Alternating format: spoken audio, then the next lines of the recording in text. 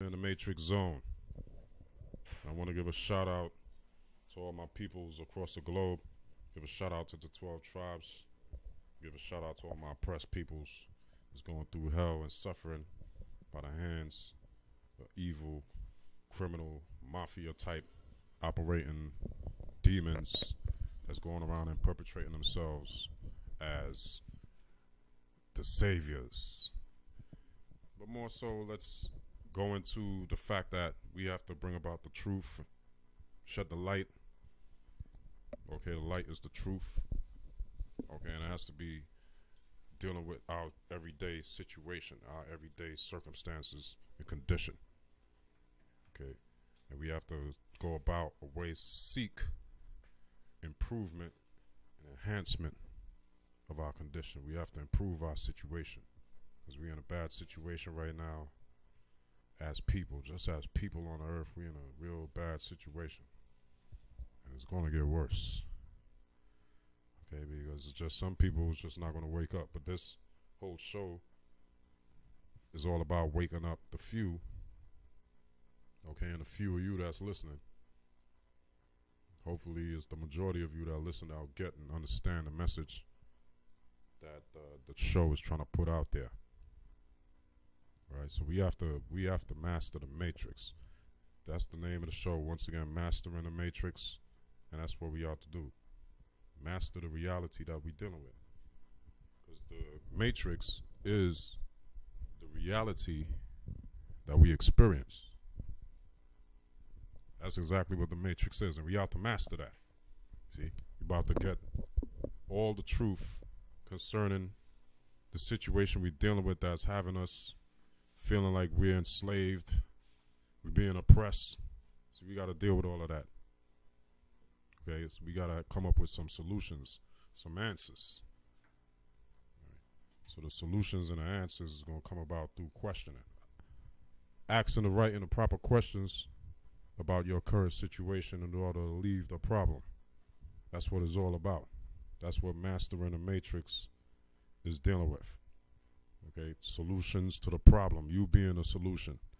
Not seeking a solution outside of yourself, but you being part of the solution. A piece of the solution. Okay, so we have to come together in the same spirit and in the same mind. With the same intention. And have a same common ground of understanding.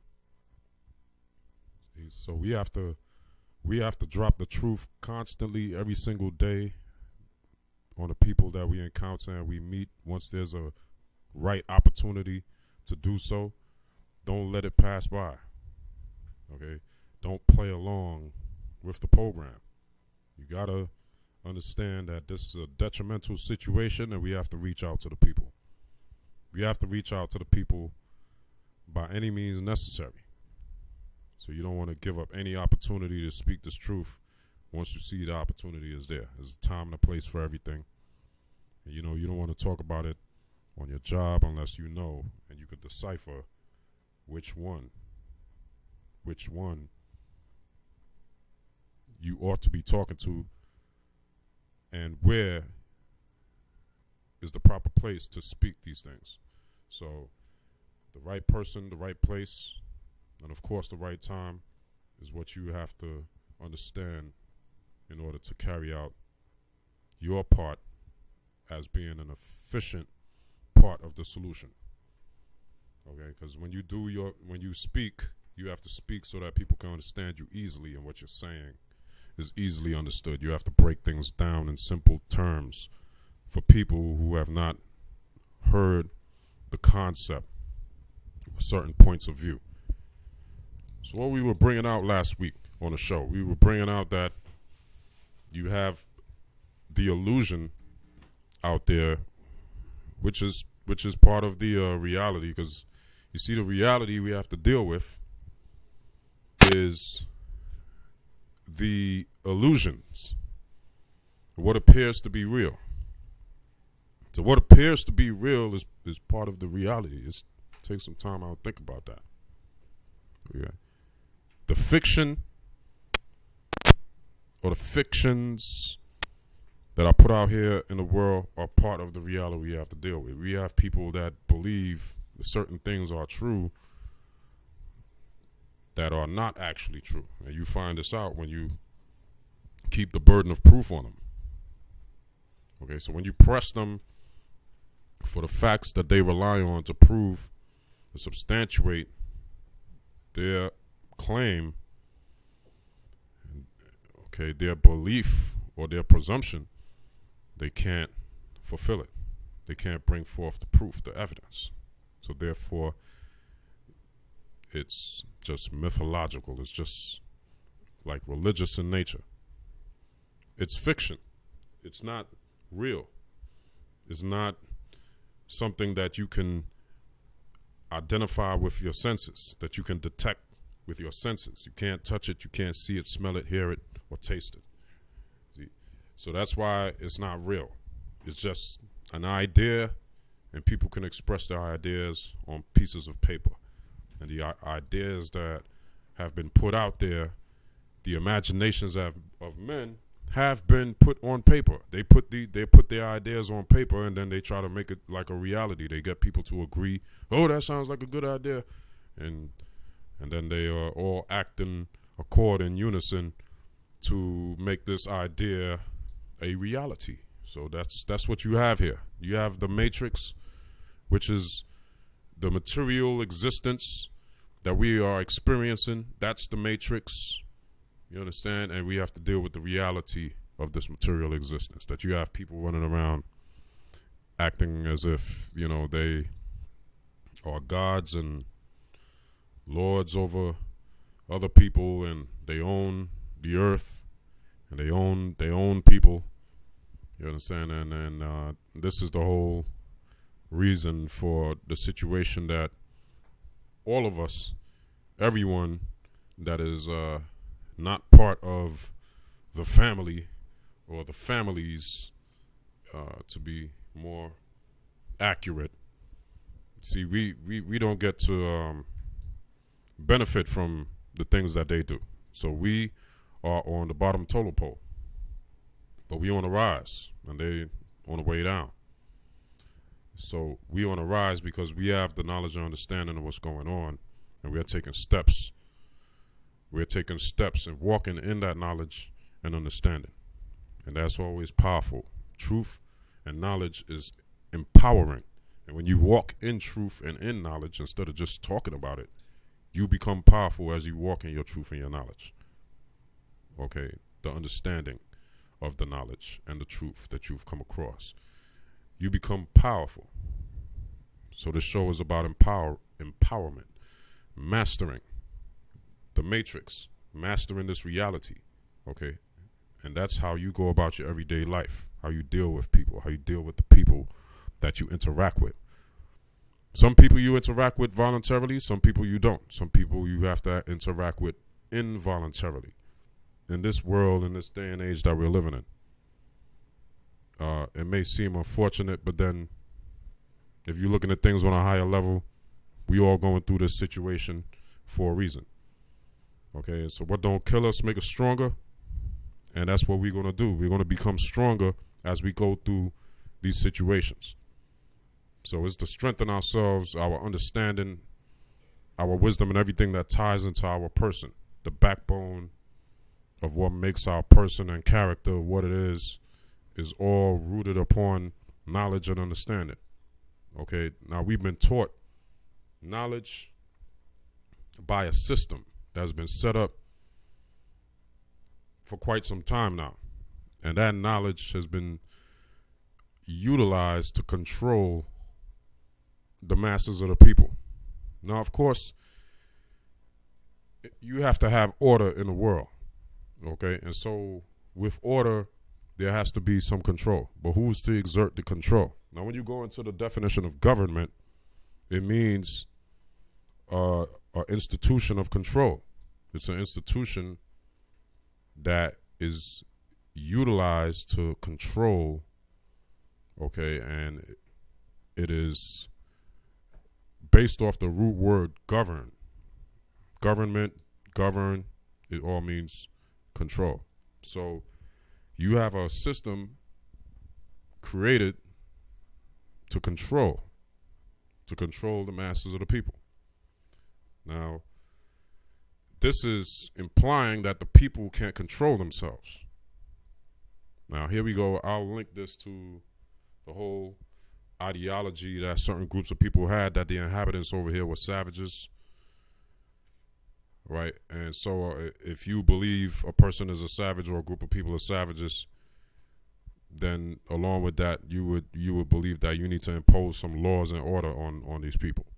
And this was the ideology. When you read history books, these were the ideas that they had in their minds concerning the indigenous inhabitants of the land of North American continent, as well as other continents such as India, Australia, okay, even the natives of Hawaii, South America. These people were called Indians, savages. Indian coming from the Greek word indios, which means savage. See, so they already implied that the people were out of order, and so they sought to imply their order. So when you look in the back of the dollar bill, like I was speaking about last week, remember I was speaking about the words on the bottom of the pyramid. That's Novus Ordo Seclorum, and that means in Latin, it's Latin, and in English it means new order world. New order world. Because Novus is new, Ordo is order, Seclorum is world. So it's actually spelled new order world. It means new world order. So they're establishing an order. They came here upon this land and they sailed throughout the hemisphere, and they created and set up an order. And this order is supposed to be carried out according to certain texts, certain documents. And this is the constitutions of the land. See, they say that the supreme land or the law of the land is supposed to be the constitution and whatever, and you'll see that all of that is really our opinion. People are entitled to their opinion. That's just an opinion. See, what you have to do with people's opinions now is see if it has any factual basis, and then your opinion has some worth or some value. So all the things that people are doing, they're going around and bombing the earth, bombing different places on the earth and inhabitants on the earth here and there. You see, and they put out the ideas there, information, knowledge there through politics and media to have people believe that they're justified, that they actually do have the authority to set up these organizations, these troops, these armies, and go out and commence and initiate wars based off of certain premises. So they put the program out there for people to believe that they have the authority to exercise control and establish certain orders in different regions of the earth according to how they see fit and how they agree to. The whole thing about going throughout history, throughout the earth, and conquering people and telling them how they should live their lives and dictate their lives, when you constantly are passing these laws and you're not asking any one of these people for their opinion, whether they think it's a good idea or bad idea, it's a good law or bad law. See, when you say that you're part of a nation or you're part of a particular group of people, like you identify yourself, let's say for example you identify yourself with the U.S., all right, you say you're a U.S. citizen, you're a U.S. resident, you're a U.S. this, do as that. See, the U.S., they send army over there in the Middle East, and you say we over there in the Middle East, you know, stuff like that. You're talking like that, you identifying yourself with these people, but none of them ask you at any time in your whole life existence, when they was passing all these bills and laws, codes and statutes, and you know, these constitutions on all these things, they never asked you or none of your forefathers or foremothers for any assent, whether they agree or disagree or what do they think about it, if it's a good idea or not. They didn't ask them. They just gathered among themselves. Most of them are Masonic, and a lot of them are Freemasonic, and they're in these organizations and groups and from these fraternities, and they come out of these lineages of people that go back to the rulership and the monarchies of Europe that took over after James I and his son got killed. You see, after the Renaissance era. See, there's family ties. There's a whole family tie thing that's going on, and you're not part of the family. Just like it says in the Constitution, they wrote it for their posterity. They say this is for our posterity.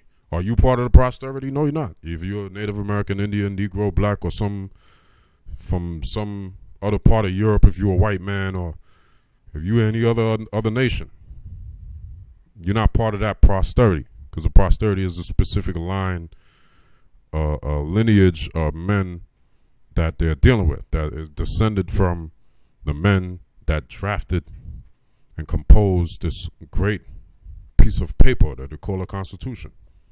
See? So you're not part of it, but you still want to go about with the mindset as if you are part of this whole thing. So the question put out there is, where's your evidence? Because you are forced into or manipulated into the situation that you are currently in. You did not volunteer. Oh, okay, maybe you came from another country somewhere.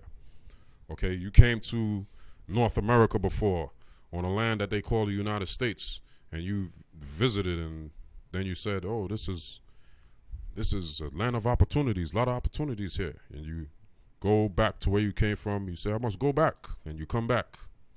And then you say, well, I'm here on visa. I want citizenship.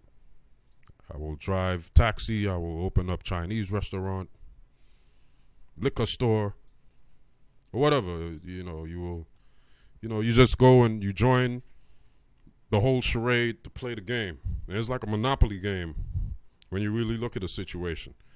Everything is on sale. All the property is for sale. People buying up property here and there, and they're using fake money, just like Monopoly. And who's the man that's running everything? The same man in the black suit that's on the top of the box. So, hey, you see them all the time walking around everywhere. They, certain men that walk around in black suits, white shirts, just like the man on the box. They're the ones that are running the whole shebang, the whole thing. So you got to understand that they're controlling you, and they have you under the illusion that you are free and you're a part of what they're doing and you're with them. And hey, this is us. This is our country and we're free. So you need to come out of that nonsense, okay? Because you're saying things that you have no factual basis for. It's just you're speaking you're speaking words that have no manifestation in reality.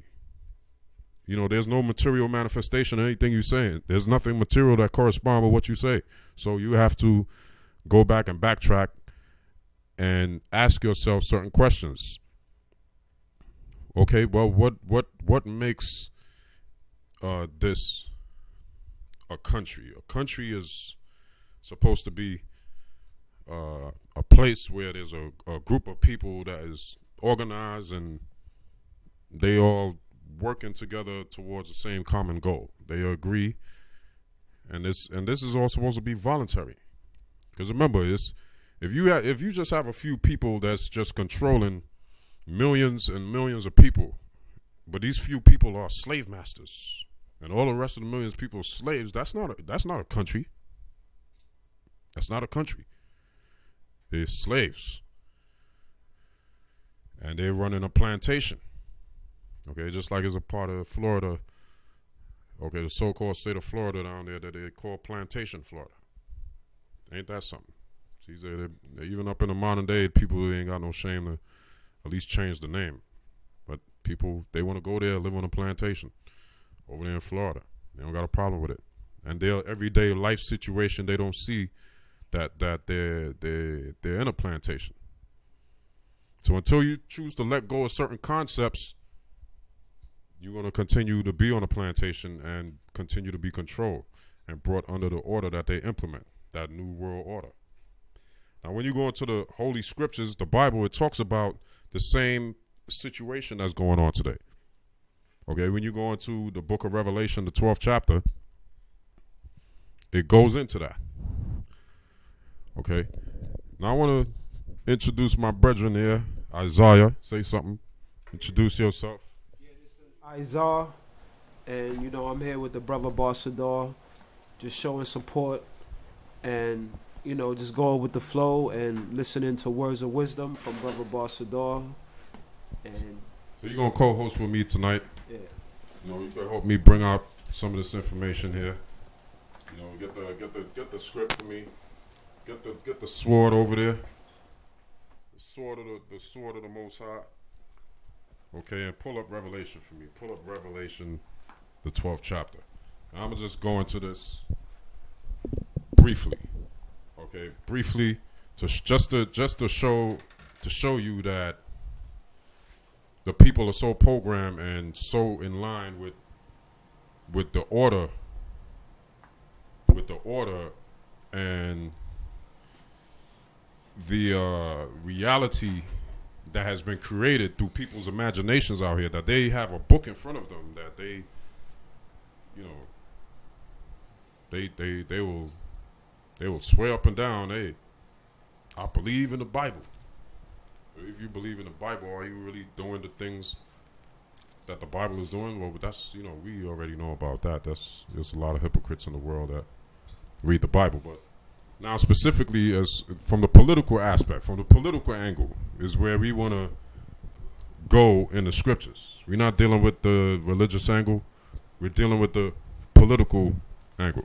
And for anybody out there who wants to doubt, or who doubts or denies that the Bible is political as much as it is spiritual, give me a call. Okay, give us a call on the show and let us know. yeah. Any questions? Any comments? Shout outs? You can call 718-676-0820. Right. So yeah, let us know if you have that information. Now, let's start with Revelation, the 12th chapter. Let's start with Revelation, the 12th chapter, and read from verse 3 for me. Read from verse 3 for me, and let's bring out the understanding. Let's bring out the understanding and break it down. Okay, Revelation, chapter 12, verse 3. It goes in the 4. Goes in the 4 right here, right? Alright, and his tail drew a third part of the stars of heaven, and did cast them to the earth. Right. And the So you start from verse 3, right? nah, this is verse 4 right here, because I don't see verse 3. Verse 3. Yeah. Right. So start from verse 3. Show me verse 3, because I see it.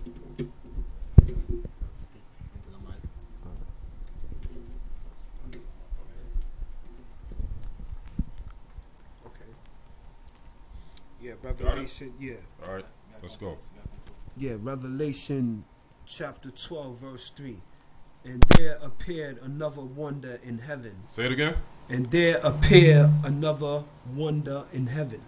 Right. So it says right there, there's a wonder that appeared in heaven.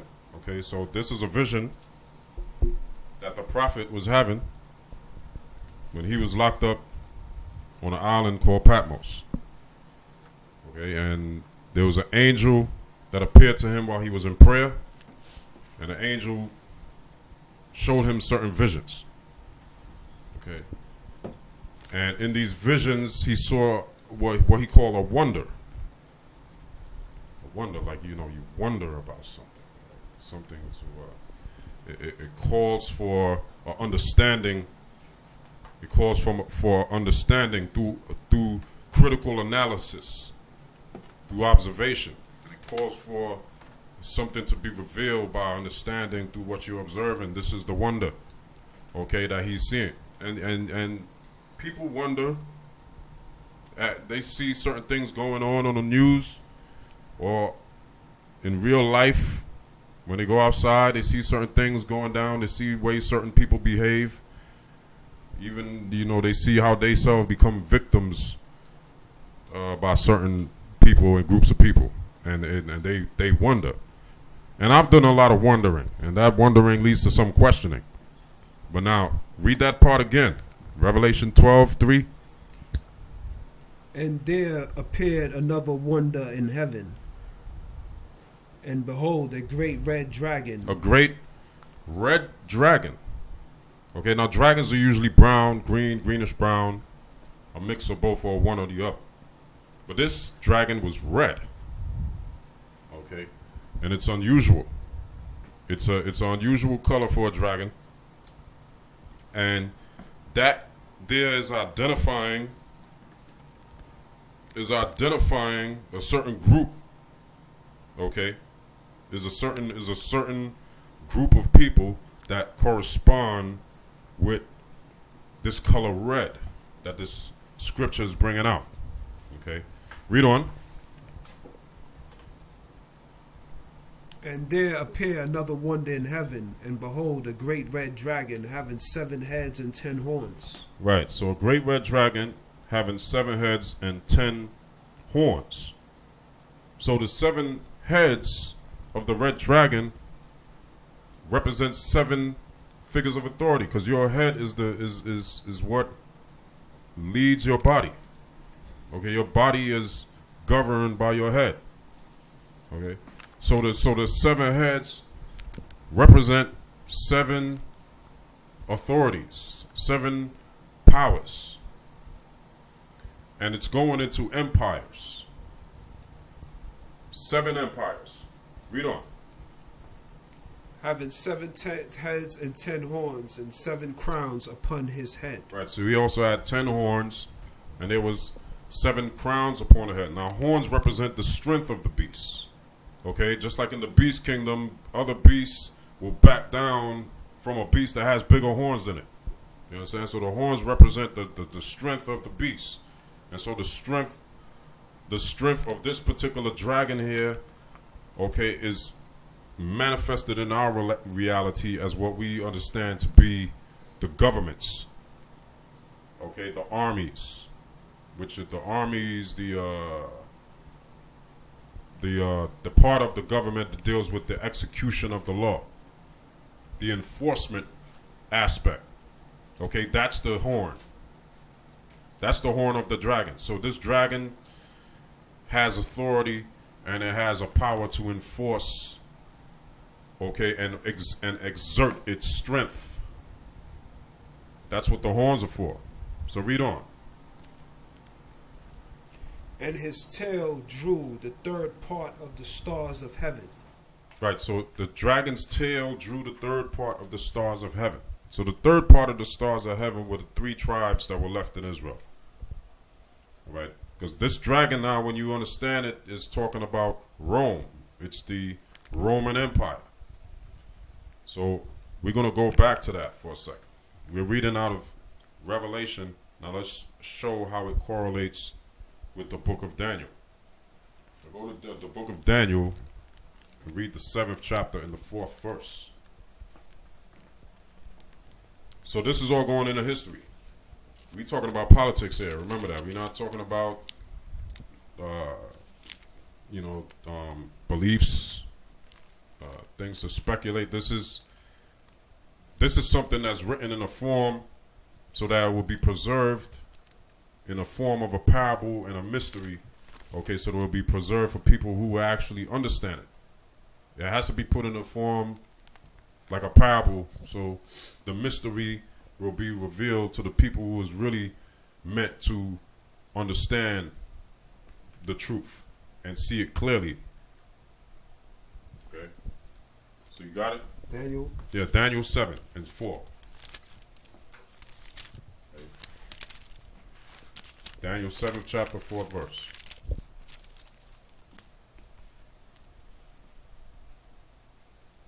Daniel 7, chapter 4. The first was like a lion, and had eagle wings. I beheld till the wings thereof was plucked, and it was lifted up from the earth. So there was 4 beasts. There was 4 beasts that Daniel saw in his vision when you read the chapter from the first verse. Okay, it's 4 beasts. And the first beast was like a lion. That beast represented the world empire. Okay, that's talking about the Babylonian Empire that came in power in the 5th century BC. toward the latter end of the 5th century BC. So this is Babylon. This is a beast described as a lion. Now read on. And it was lifted up from the earth and made stand upon the feet as a man, and a man's heart was given to it. And behold, another beast, a second like to a bear, and it raised up itself on one side, and it had 3 ribs in the mouth of it between the teeth of it. And they said thus unto it, Arise, devour much flesh. Right. So that second beast there, the bear, is Persia. Okay, that's Persia, the Persian Empire that started off with the Medes under King Darius, and then he was succeeded by Cyrus.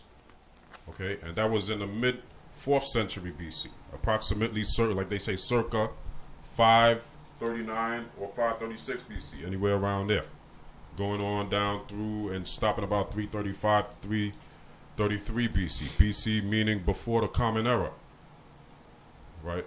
So read on from there.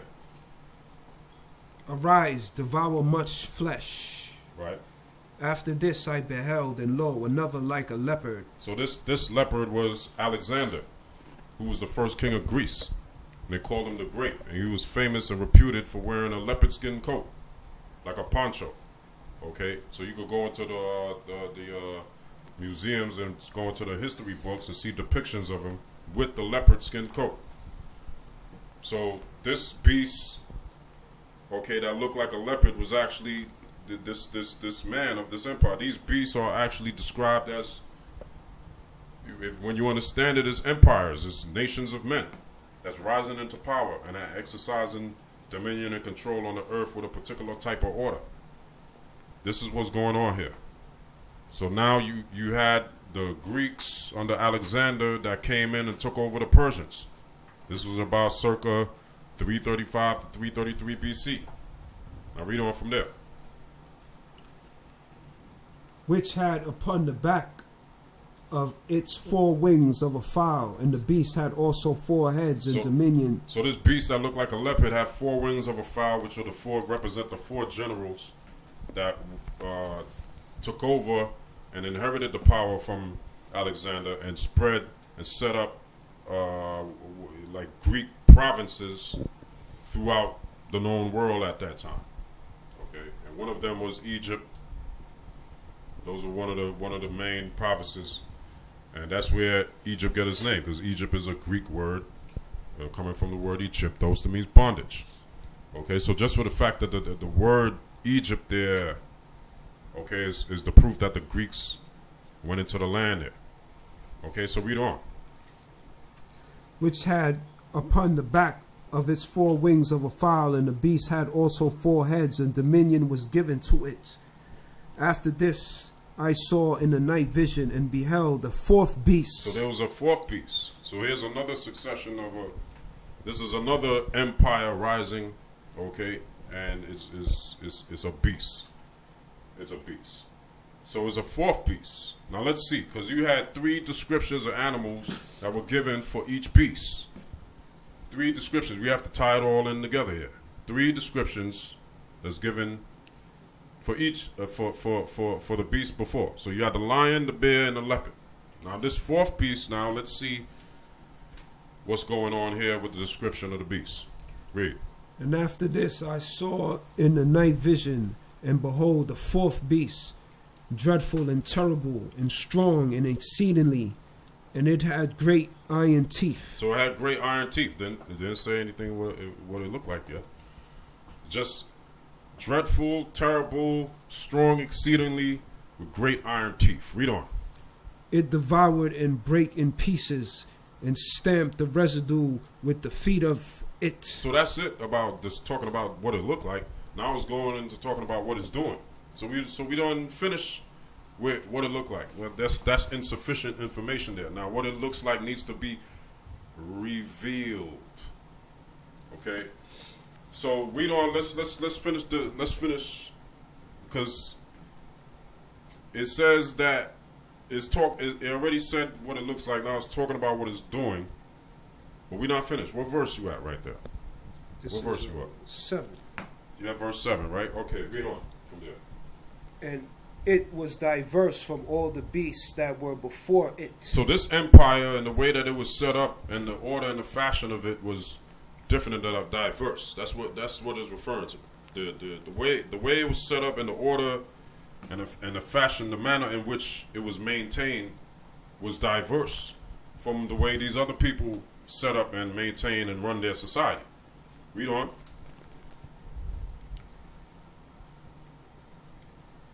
And it had 10 heads, 10 horns. It had what? 10 horns. Sounds familiar. Sounds like what we just read earlier in Revelation. Okay, so this beast, this is the description that's given. Okay. Great iron teeth, dreadful, terrible, strong exceedingly, but it has 10 horns. Okay, and remember we said the horns represented the strength of the beast, and that is equivalent to the executive power of the empire. That part of that so-called structure, that system that carries out the execution or enforcement of its dictates, its will, that it calls laws. Now continue from there. And I considered the horns, and behold, there came up among them another little horn. So there was a little horn that came up from among the horns on this beast. Read. Before whom there were 3 of the first horns plucked up by the roots. And behold, in this horn were eyes like the eyes of man, and a mouth speaking great things. Go ahead.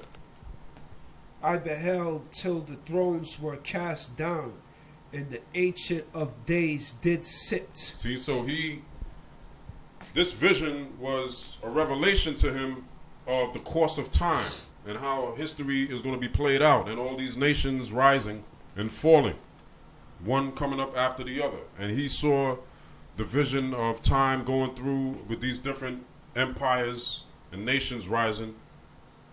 Okay, and he continued to see, and when he said until the thrones were cast down, meaning when all these power structures, so-called these what appears to be these systems of government, when they fall, is what he's seeing. Read on. I beheld till the thrones was cast down, and the Ancients of Days did sit, whose garment was white as snow. Right, now, jump down to verse 17.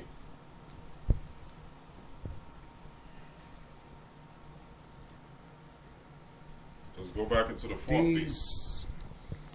These great beasts, which are 4. So there are 4 beasts. So the 4 beasts are Babylon, Babylon, Persia, Greece, and Rome. Rome succeeded Greece in 165 BC. Yeah, I didn't mention that before, but that's the time frame of this empire, about approximately circa 165 BC to 193 AD. Right, and that's Rome. So there's only 4 beasts. Right, read on. He will know the truth of the 4th beast, and what? These great beasts, which are 4 kings, which they are what? 4 kings. See, so the 4 beasts represent 4 kings. See, now remember, the king, he's supposed to represent the kingdom. So when it's talking about kings, it's really the whole kingdom, because the king represents the kingdom. Read on. But the saints of the Most High shall... But the what? The saints of the Most High. See, so you have the people on the earth, which are all these nations and empires that rose into power. Okay, they're referred to as beasts. But then you have another set of people that's referred to as the saints of the Most High, because there are the people going around acting like they high and mighty on the earth. So this is why the spirit had to, profess itself as the Most High, because the spirit is the Most High, not man. Man is governed and controlled by the spirit. Okay, and he's all caught up in himself and what he look like, forgetting that he's spirit. So when he's not aware of that, the spirit just moves him unconsciously. So he's controlled by the spirit regardless. So yeah, read that part again. Then I would know these great beasts, which are 4 kings, which shall arise out of the earth. But the saints of the Most High shall take the kingdom. Shall do what to the kingdom? Shall take the kingdom. Shall take the kingdom. When you break the word kingdom down, that's king's dominion. Okay, so the saints of the Most High shall take the king's dominion. Meaning the man, okay, or the structure, the entity that is in control of the masses right now will be overthrown by the saints. The saints of the spirit. Okay, because the Most High is referring to the Great Spirit, like the Native Americans coined it. The Great Spirit. So the Great Spirit is moving in certain individuals, and they're going to be the cause of the downfall, or the medium through which the downfall is going to occur. Okay, within them is the cause. So read on. Then I would know the truth of the fourth beast. So then, after all that, the truth of the fourth beast is going to be revealed. And that's reiterated for those of you who like to read the Bible or interested in scriptures. Read Isaiah the 14th chapter about that. Okay, so the fourth beast is going to be revealed. And you see, that's what Book of Revelation is dealing with. Because the root of the word revelation is what? Revealed. So, yeah, John was one of those people to who the truth of the fourth beast was revealed. The truth of the fourth beast was revealed to John. Read on. Then I would know the truth of the fourth beast, which was diverse from all the others, exceedingly dreadful, whose teeth were of iron, and his nails of brass, which devoured, break in pieces. And when you read about the Roman culture and its military prowess, they were expert iron workers. These people really excelled. You see, and that's where it mentioned it was diverse from other kingdoms, because their ironworks succeeded the ironworks of previous kingdoms. Okay, these people are like iron masters. So the type of weapons they develop and their art and craftiness of molding and creating the weapons of war, of death and destruction, surpasses any other nation of people in history. They're experts at creating weapons of war and weapons of mass destruction out of iron, which is the chief prime material that they use. So read on.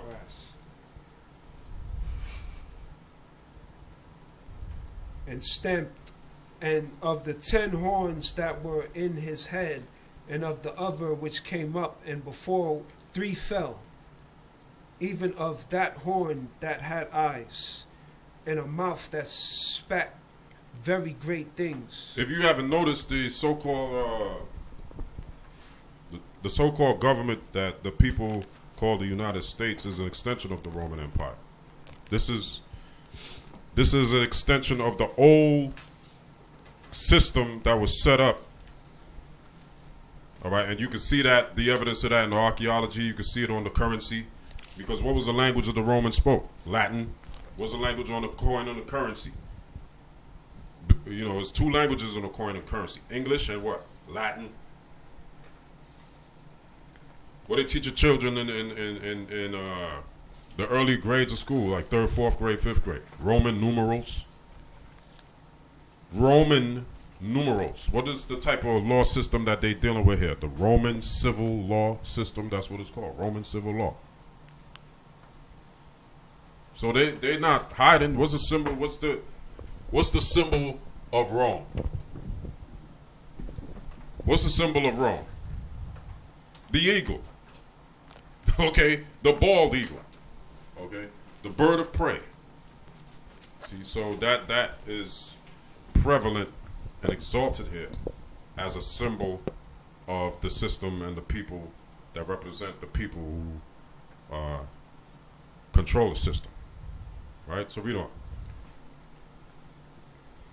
And the 10 horns that were in his head, and of the other which came up, and before whom 3 fell, even of that horn that had eyes. So when you do the history and understand, there were three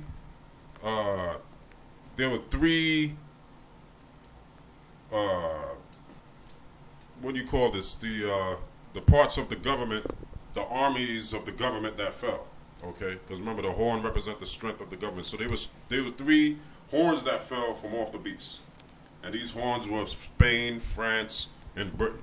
You had the Spanish-American War, French-American War, and the War of Independence.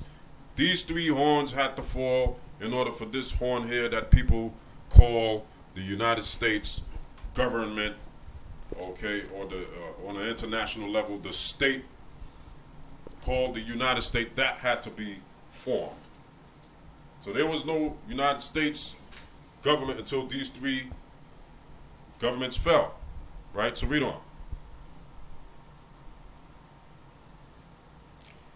And until the Ancient of Days and judgment was given to the saints of the Most High, and the time came that the saints possessed the kingdom. Right, so then the time came, and then the power and control was turned over to the humble people. So let's finish off and reveal the beast back in Revelation, the 12th chapter. Let's go back to Revelation 12. The beast is going to be revealed. The beast is going to be revealed. That's why it's called Revelation. Okay. So back to Revelation 12 and go to read verse 3 again. Okay. Read verse 3 one more time. And there appeared another wonder in heaven, and beheld a great red dragon. A great red dragon. See, now you have a description of a beast here. A great red dragon. Read on. Having 7 heads and 10 horns. Having 7 heads and what? 10 horns. 10 horns. So there you go. There's the link with what Daniel was speaking of in the 7th chapter of his book. He spoke of a great beast, dreadful and terrible, that had 7 heads and 10 horns. 7 heads and 10 horns. So the 10 horns are 10 governments. You just have to remember that. The horns represent the strength of the beast, and the strength of the nations and the empires are their armies, their enforcement arms. So it's 10 of these that's set up. 10 governments. Okay? And when you read the Lieber Code, the United States Lieber Code, it tells you that the government is a government of an army. So stop believing that is a government of the people. All right? So it's a stratocracy that we're dealing with here. And when you're dealing with the system and what it's purporting to be, it's not a democracy. It's a stratocracy. Okay? So read on from there. And his tail drew the 3rd part of the stars of heaven. Right, so now jump down to verse 9, because we already got the point there in verse 3. There's a great red dragon that had 10 horns. Boom. There's a description of a beast that had 10 horns that was missing in Daniel. Now, verse 9 says what? And the great dragon was cast out. The great dragon, the same great dragon, and is red, and it was cast out. Read. That old serpent that called what? the devil. That old serpent called the devil. That old serpent called the devil. That old serpent. So for those of you who think that is mythical and is invisible things and invisible ghosts and angels and spirits, no, the serpents are actually men. The serpent is men. Let's prove it. Let's see who did Jesus call people serpents? Yes. Go to Matthew 23:33 real quick for me. Matthew 23:33. Yes, he called people serpents. So you have to understand what we're dealing with here. We're dealing with a entity or a situation where there's groups of people acting like in a beast nature, a beast fashion, seeking control to set up a particular type of order where they're exercising total control over the way you think, the way you behave, what you eat, everything. How you have children, how you raise your children, everything. Okay? Total control of your life. That's and they're totally out of control with the violence. The beast nature. Read. 23:33. Right, Matthew 23:33. Go ahead. Matthew 23:33. Okay. Wherefore I behold and sent unto you prophets and wise men and scribes, and some of them ye shall kill and crucify, and some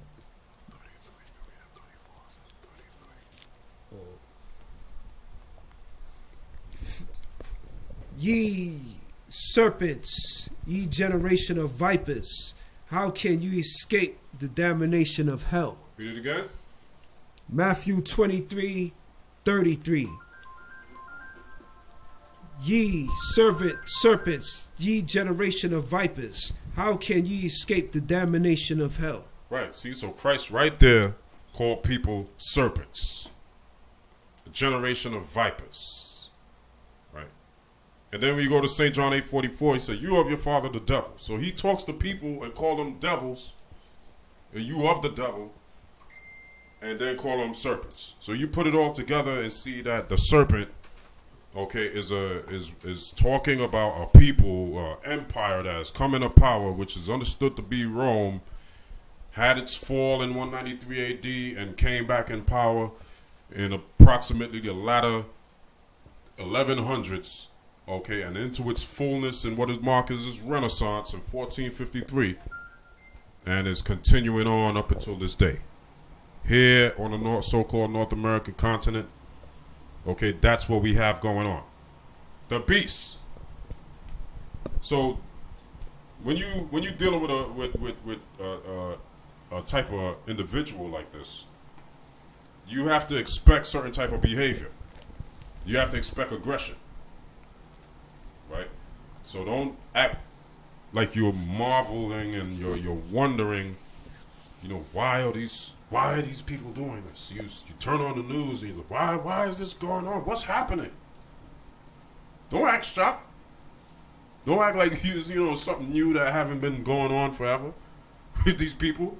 Since these people exist, man. All right? Since the whole type of mindset, this whole type of spirit has been in existence, that this is what you have playing out and manifesting on the earth. Right? So there's something got to be done about it. What are we going to do? We're just going to keep talking about it? All right? The whole talk is to give the understanding. So the people will wake up and see, oh, yeah, okay, it makes sense now. Now, all right, let me ask some questions to these people. Okay? And now you have to put the pressure on them. Now go to Romans 13, go to Matthew 25. We're gonna go through a couple of more just to stress the point that there's a ideology, there's ideas and imaginations of men and women throughout the earth that they support this idea that, you know, they have to have a certain particular type of order and they need to have control over masses of people, okay, and they're going to dictate through passing what they call laws, you know, and they're going to dictate how the people live, and all the while just totally forcing themselves on the people, running a slave ring on a plantation. So how do we deal with this situation? Well, let's see. There's ways to deal with this. Now, when you're confronted by a person that is acting aggressive and they believe that, you know, they have authority over you and they control you, they believe that you're their slave. Okay, you're their property. So how do you deal with this person? Let's see what Christ said. Matthew 5:25. 5:25. Matthew 5:25, right? Right, Matthew 5th chapter, 25th verse, and the 26th verse.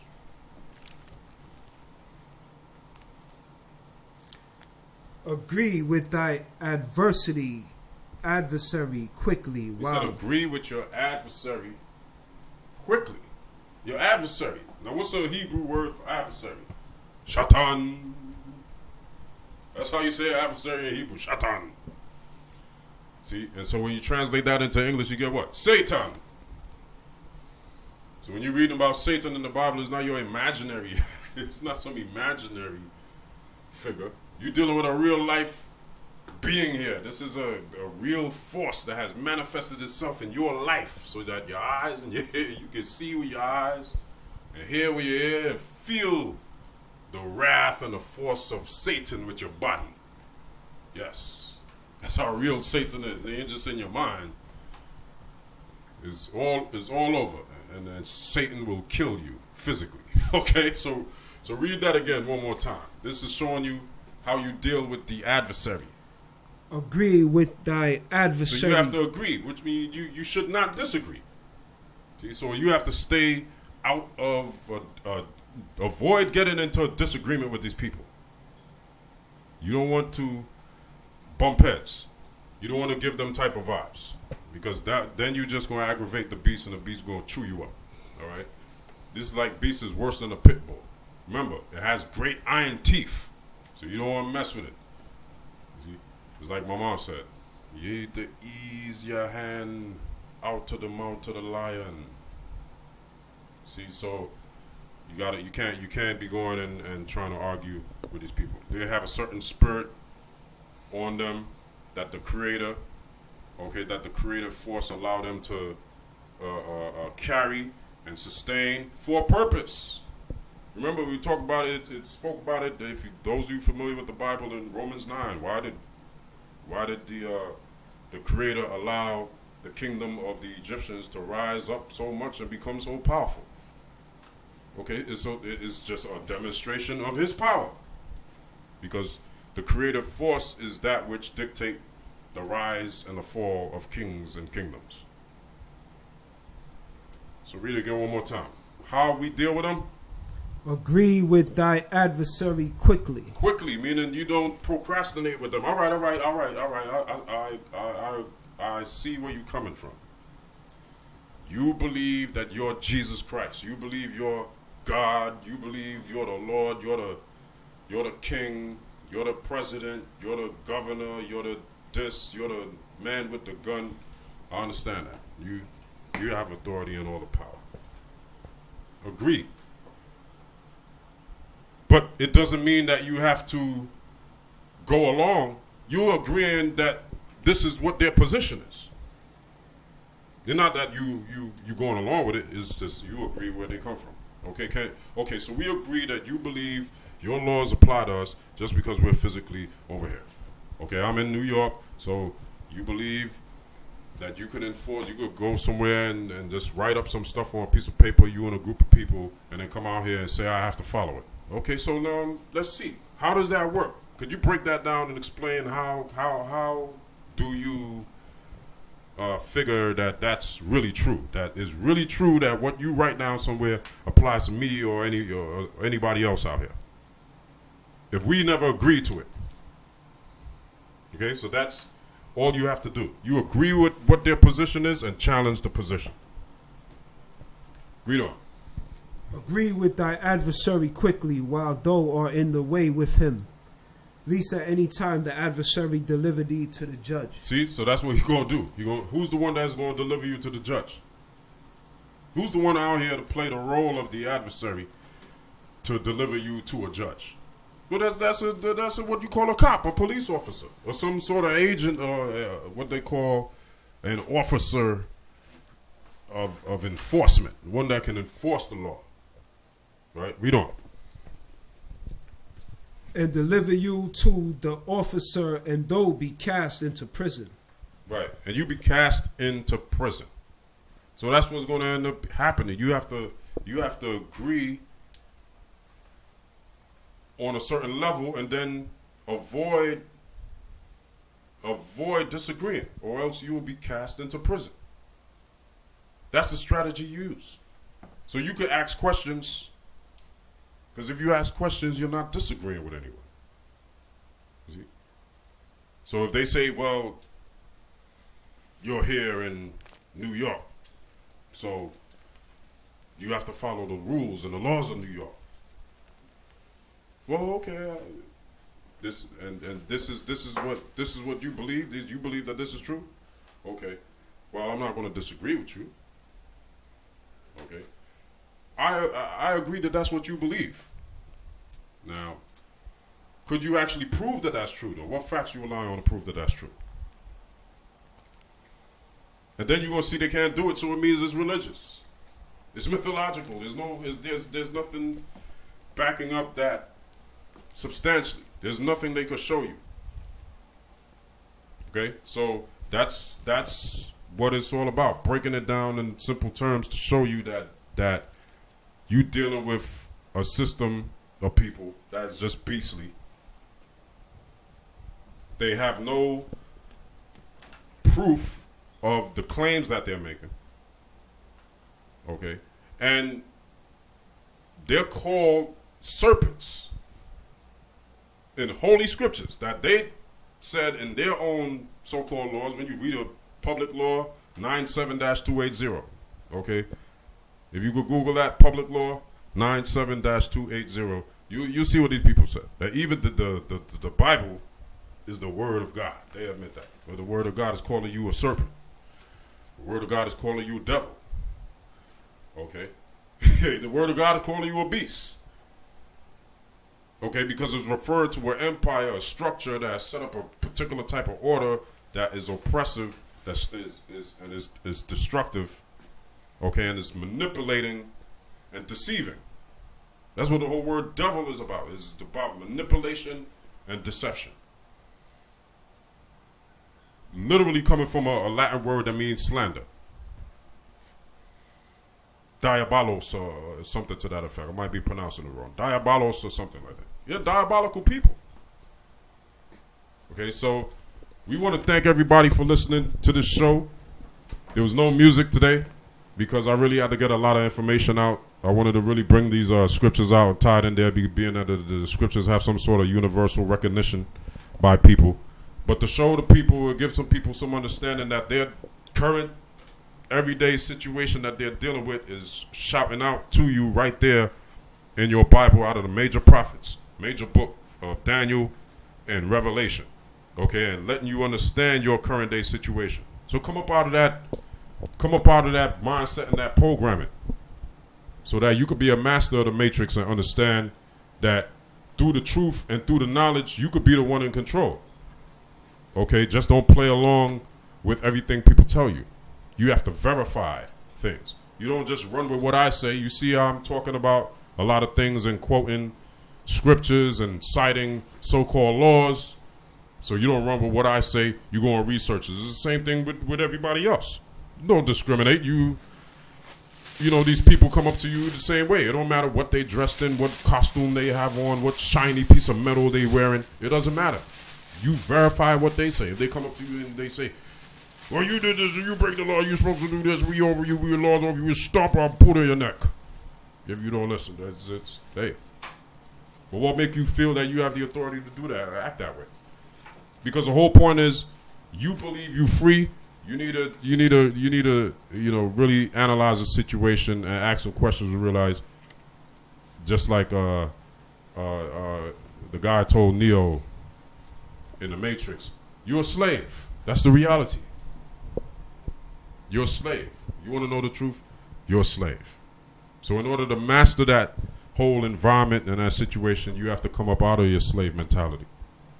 Okay? Reverse programming. That's what's required. So until next week, we'd like to thank everyone for listening who's tuned in.